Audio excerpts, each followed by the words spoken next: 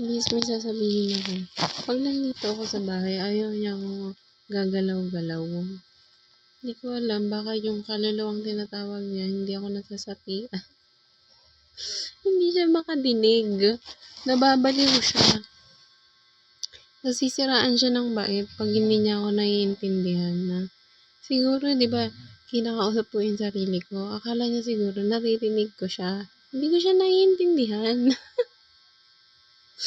Yung pag sinasabi ko na, wala naman ako sinasabi. Siya lang yung nakakarinig nun. Parang nakakatawang isipin na ganun yung ginawa niya. Pag nandito ako, ayaw niya akong pagawain ng kung ano-ano. Di ko alam, basta. Ayaw niya akong pagawain ng kung ano-ano. Natatakot daw siya na gumawa ako ng kung ano-ano. Kasi nahihilo yata siya.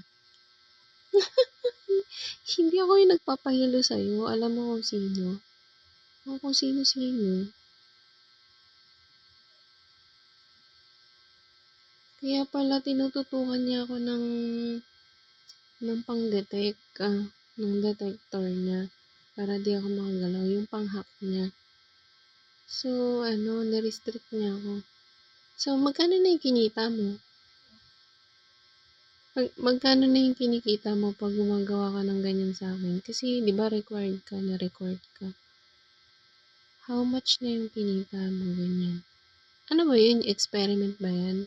Malalaman ko rin yan, girl. Malalaman ko din siya. Ibibigay ko yung buong detalye pag nalaman ko.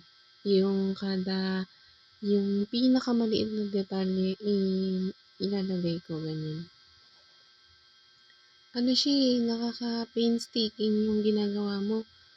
Nakaka-disturb siya, na nakakabaog, napipigilan yung mga nerves mo na gumalaw, pati yung utak mo pinipigilan gumalaw. Ganun. Parang restriction yung ginagawa niya. Kaya halimbawa na kapag nakakaramdam ka ng pagkatamad, ganyan ginagawa niya. Halimbawa, nakakaramdam ka ng pagkabigat ng pakiramdam. Ay, mag-isip ka na. Ganyan. Hinahak ka na niya. Ginagawa mong tamad yung mga tao dito, kaso hindi ako tamad daw. Yan lang.